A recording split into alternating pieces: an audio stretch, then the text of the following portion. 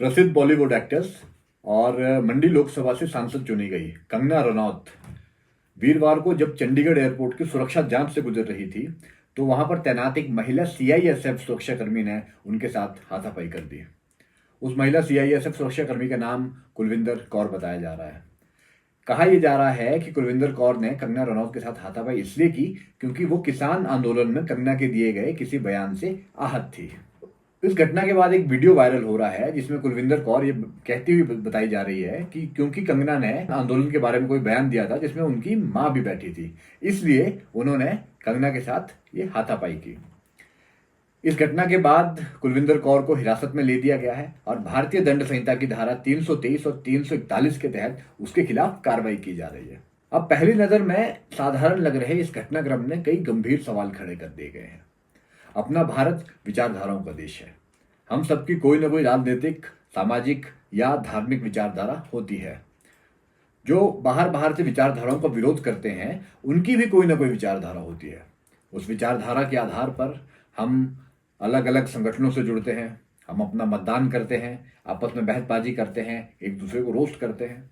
लेकिन हर सुबह जब हम अपने अपने काम पर जाते हैं तो अपनी विचारधारा को घर छोड़कर जाते हैं। तभी ये देश सुचारू रूप से चल पाता है। खासकर वो लोग जो कानून व्यवस्था यानी लॉ एनफोर्समेंट से जुड़े हुए हैं, वो अपनी ड्यूटी से पहले अपने विचारधारा को घर छोड़कर जाते हैं। उनके लिए उनकी ड्यूटी उनकी विचारधारा से बड़ी होती है। जरा सोचिए, अगर कोई फौजी या पुलिस के लोग अपनी विचारधारा के आधार पर ड्यूटी करने लगेंगे तो इस देश का क्या होगा। लेकिन कुलविंदर कौर को इस बात से शायद कोई फर्क नहीं पड़ा। अपनी एक हरकत के कारण उन्हें कुछ मिनट की फेम जरूर मिल गई। हो सकता है उन्हें लोकसभा या विधानसभा का टिकट भी मिल जाए, क्योंकि वैसे भी आजकल पंजाब में अलगाववादियों को चुन चुनकर लोकसभा भेजा ही जा रहा है। तो हो सकता है कि कल को कुलविंदर कौर को भी लोकसभा या विधानसभा का टिकट मिल जाए। लेकिन अगर बात कंगना की टिप्पणी की करें तो हम सब लोग जानते हैं कि किसान आंदोलन के नाम पर इस देश में क्या हुआ था। सामान्य से सामान्य राजनीतिक समझ रखने वाला बंदा भी ये जानता है कि खालिस्तानी मानसिकता वाले लोग उस किसान आंदोलन में घुस गए थे। उसी आंदोलन पर कंगना रनौत ने कुछ सवाल पूछे थे जो एक खास विचारधारा के लोगों को रास नहीं आए और वो लोग उससे नाराज चल रहे थे। उसे लगातार सोशल मीडिया पर ट्रोल किया जा रहा था। उसके साथ गाली गलौच और अश्लील कमेंट्स भी किए जा रहे थे। याद रखिए, कंगना रनौत एकमात्र सेलिब्रिटी थी जो इन 3 कृषि कानूनों का खुलकर समर्थन कर रही थी। हिंदी और पंजाबी कलाकारों का पूरा इकोसिस्टम इकट्ठा होकर कंगना की घेराबंदी करने में लगा था, लेकिन वो अकेली अपने स्टैंड पर डटी हुई थी। उसके बाद जब कंगना लोकसभा का चुनाव लड़कर जीती, तब से वो ऐसे लोगों को और भी खटकने लगी थी। लेकिन फिर भी किसी ने ये नहीं सोचा था कि एक वर्दी पहनी हुई सुरक्षाकर्मी नफरत में इतनी अंधी हो जाएगी कि उसे अपने कर्तव्य का भी ध्यान नहीं रहेगा। हो सकता है कि कंगना का बयान किसी को आपत्तिजनक लगे, लेकिन लोकतंत्र में एक कॉन्सेप्ट होता है जिसे अभिव्यक्ति की स्वतंत्रता कहते हैं। इसी अभिव्यक्ति की स्वतंत्रता के नाम पर हिंदुओं के देवी देवताओं को गाली दी जाती है, देश की सेना को गाली दी जाती है, हमारे त्योहारों का, हमारे रीति रिवाजों का मजाक उड़ाया जाता है। लेकिन जब कंगना रनौत उसी अभिव्यक्ति की स्वतंत्रता का प्रयोग करती है तो उसके साथ हिंसा की जाती है।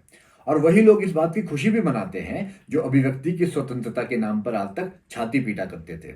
सच ये है कि इन दोगले और ढोंगी लोगों को ना तो फ्रीडम ऑफ एक्सप्रेशन की चिंता है और ना ही लोकतंत्र की। यहाँ कुछ लोग ऐसे भी हैं जो सिर्फ अपनी राजनीतिक खेमेबाजी के कारण कंगना रनौत का मजाक उड़ा रहे हैं, कुलविंदर कौर को शेरनी कहकर उसका समर्थन कर रहे हैं। वो लोग नहीं जानते कि इस तरह का ट्रेंड इस देश में कितना खतरनाक साबित हो सकता है। वो लोग ये भी नहीं जानते कि भारत की पूर्व प्रधानमंत्री श्रीमती इंदिरा गांधी की हत्या भी उन्हीं के सुरक्षाकर्मियों ने कर दी थी, क्योंकि उनके दिल में भी वैसी ही नफरत की आग थी जैसी कुलविंदर कौर की बातों से झलक रही थी। पूर्व प्रधानमंत्री राजीव गांधी को भी एक बार श्रीलंकाई सैनिक ने बंदूक की बट से मारा था।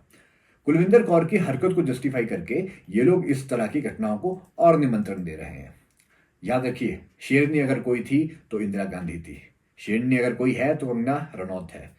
वर्दी की ढाल पहनकर निहत्तों को मारने वाले शेर शेरनी नहीं बल्कि कायर हुआ करते हैं।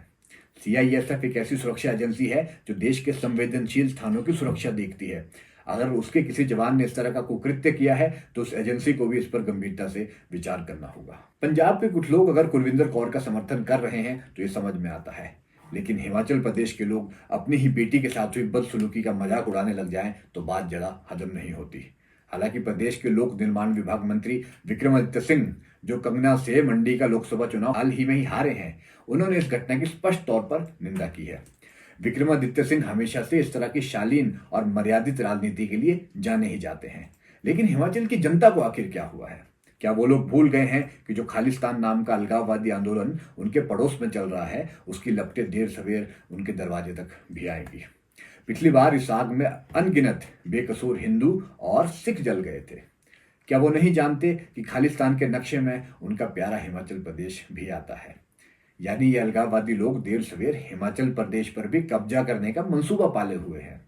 क्या उन्हें याद नहीं है कि कुछ समय पहले खालिस्तानी नेता गुरपतवंत सिंह पन्नू ने प्रदेश के तत्कालीन मुख्यमंत्री जयराम ठाकुर को 15 अगस्त को तिरंगा ना लहराने की धमकी दी थी? क्या हिमाचल प्रदेश के लोग इतने संवेदनशील हो चुके हैं कि उन्हें अपनी बेटी के मान सम्मान की चिंता नहीं है, या उन्हें भविष्य में अपने सामने आने वाले खतरों का भी अंदेशा नहीं है?